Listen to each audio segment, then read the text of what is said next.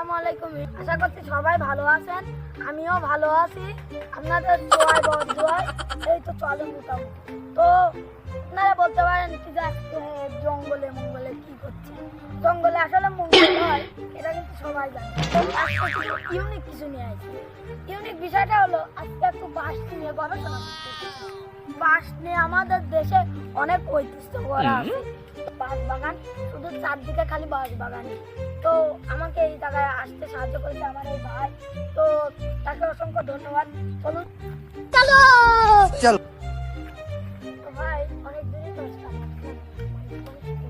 এই যে এখানে আছে, চলুন যাই দেখি। এই যে এইগুলা না? হ্যাঁ হ্যাঁ। ও তাই, আসসালামু আলাইকুম। ওয়ালাইকুম আসসালাম। আপনারা কি ভালো আছেন?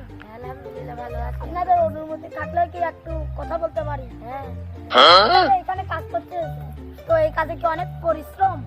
হ্যাঁ পরিশ্রম, মেলা মানে খাটনি, সব বাই করা, ঝামেলা, আর কুচি কাটা সব গায়ে লাগে। কিভাবে লাগে? মানে আপনার অন্তরে লাগে না গায়ে লাগে? গায়ে লাগে। ভাই আপনি তো অনেকদিন ধরে বাঁশের কাজ টাজ করে আসছেন, তো আপনার তো জানার কথা কি যে বাঁশ মূলত কি কি কাজে ব্যবহৃত হয়, তো বললে পারে একটু ভালো হতো।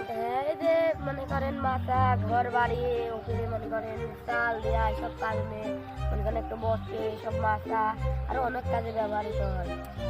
তো ভাই আমি তো এই ইউনিকের কথা কইনি, আমি অন্য ইউনিকের কথা কই। তো আপনি তো এইটা বানাই দিলেন। ও ভাই দেখেন, যেমন আমাদের আইকিয়ালা বাস, এই দেখেন ভাই, এই আইকিয়ালা বাস মনে করেন বন্ধু বান্ধবদের দেওয়া হয়, হলো বিশেষ কারণ। তো ভাই তো আপনারা কিছু তো বললেন, এই বাস বিক্রি করে আপনাদের কেমন কি চলে? ভাই দেখতে গেলি এটাই আমাদের জীবন। আমি পারি না আর পারি না, আমি কেন মরি না।